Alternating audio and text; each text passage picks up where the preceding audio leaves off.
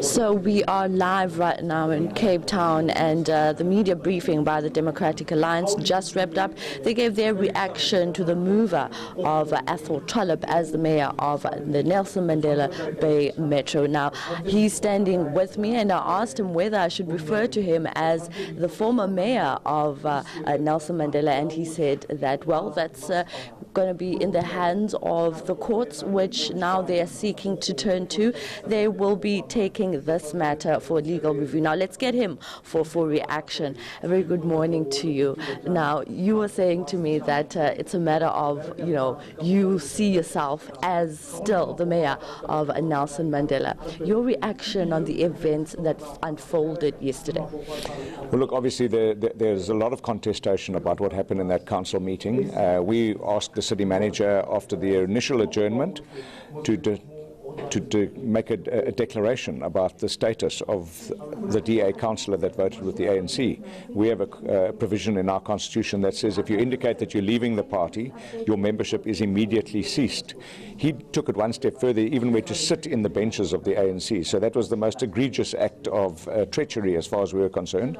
So we met as a federal executive and we cessated his membership. We informed the city manager of that. He then got legal advice to say that he should declare a vacancy, and as soon as he had done that, we believed that the council no longer co-rated, because the opposition only have 60 councillors, they needed 61, and if that council seat was declared vacant, they couldn't proceed. We then left the council. The opposition stayed behind, and then they colluded with the MEC, who sent a delegation or a delegate to go to the council to preside over the council meeting, to elect a new speaker, and then to carry on with the rest of the motions. We weren't present, and we believe that that was unlawful. The Municipal Structures Act is very clear in section 36(3). It says that the city manager should preside over the council meeting. Now, the city manager was present in the city. He wasn't incapacitated. In fact, he wasn't even approached by the MEC to go to the council meeting and to preside. The MEC simply chose to send somebody else to do that. We believe that's irregular and unlawful, and we'll be contesting that. And that's why I said to you, when you asked me, should you address me as the mayor or anything else, I believe I still am the mayor, and we'll let the courts decide on that, and we will respect the outcomes of the court. Now, some of the lessons learned through coalitions, specifically in the Nelson Mandela Bay Metro. Well, we've learnt amazing lessons. Coalitions are very new to South Africa, but we've studied coalitions abroad, and you have to find something to coalesce around. So there has to be some kind of mutual understanding of what the objectives were. So when we said in Nelson Mandela Bay that we wanted to stop corruption, grow the economy to create jobs and improve service delivery, the ACDP, COPE, the UDM coalesced around that, and we formed a co-governance agreement. And in a co-governance agreement, there are certain rules. Now, when you have any kind of relationship, there has to be trust and there have to be rules. If you infringe those rules, there should be consequences. In the case of the UDM, Councillor Bobani infringed those co-governance regulations and rules so often, and even voted against us in council. And through 6 months of coming to Cape Town, having meetings with Bantu Holomisa, I wrote him 26 letters myself about the behaviour of his councillor in council. He refused to do anything about that. And then when there were serious allegations of impropriety against Councillor Bobani in the directorate that I'd appointed him to, I removed him from the mayoral committee, because in any kind of coalition there's got to be principle. You've got to be able to sacrifice the relationship for the principle. We're not going to stay in government at all cost. The people voted for change in Nelson Mandela Bay. They got change. The city has gone forward. We've got an increased credit rating. We've got the highest credit rating in the country, equal to that of Cape Town. We've got more money in the bank than we've ever had before. Services in delivery has improved. Things look different in Nelson Mandela Bay. So the people got what they wanted. But the people who had been there in the past, who were busy stealing the city, wanted access to the public purse. It's now plumped up very nicely, and they need access to that for the next election. So even if we lose in the courts and they proceed with their new coalition, I believe the electorate will never forgive them for that. And what comes around goes around. We'll see what happens in the next elections. Now, speaking about service delivery, I remember a couple of months ago when I was in Nelson Mandela Bay, and some of the grievances that the people on the ground were saying is that they do not see the delivery of services, especially in previously disadvantaged communities. And there's also the issue of the water situation in the Nelson Mandela Bay. So you are now just recapping some of the successes of the Democratic Alliance. Now, what about these other issues that still continue to challenge the municipality there? No, look, we've been in government for 2 years. The previous government had been in government for nearly 24 years. So there are major challenges in Nelson Mandela Bay. Neglect of infrastructure, especially unseen infrastructure, water infrastructure. The drought is beyond our control. We've seen that in the city of Cape Town. It's raining now. The drought is no longer a big issue.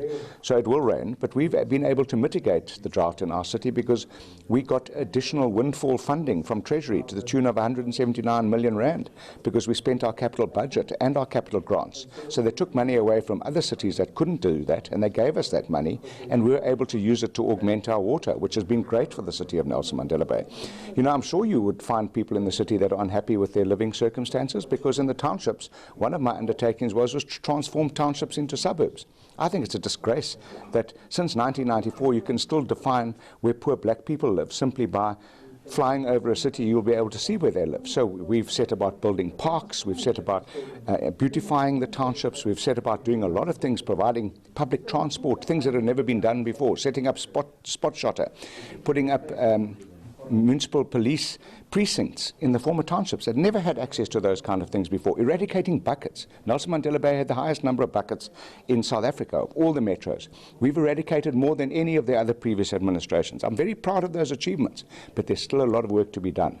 And we want to go back to work. We've got 3 years left in government, and after 3 years you won't recognize the city. Now, before I let you go, part of the reasons why we find ourselves, or rather you find yourself in this situation, is the whole issue of land.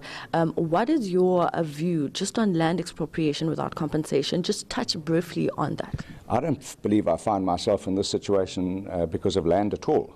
That's what the EFF said. The EFF said they want to punish the DA because we have a different opinion to them on land, and they said they must cut the throat of my whiteness. That's not my problem. That's the EFF's problem. We've got more land in Nelson Mandela Bay than most metros. We own more land as a city to provide housing. We've provided 29,000 service sites. But because we don't have the right to build houses, because it was taken away from Nelson Mandela Bay because of rampant corruption in housing, it's now done by the Housing Development Agency through the national government, where there's a massive backlog of 80,000 houses. So we've got sites that we've rolled out, service sites with roads, with toilets, with municipal infrastructure like electricity and water.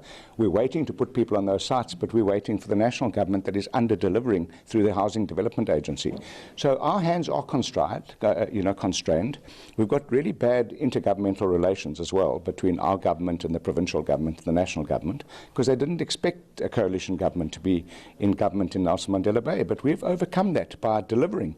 We've had really good feedback from the National Treasury and the Auditor General, and I believe that we've been governing well, and the people want us to continue governing well. If you've been to Nelson Mandela Bay, you've got to admit that it's cleaner, it looks more efficient.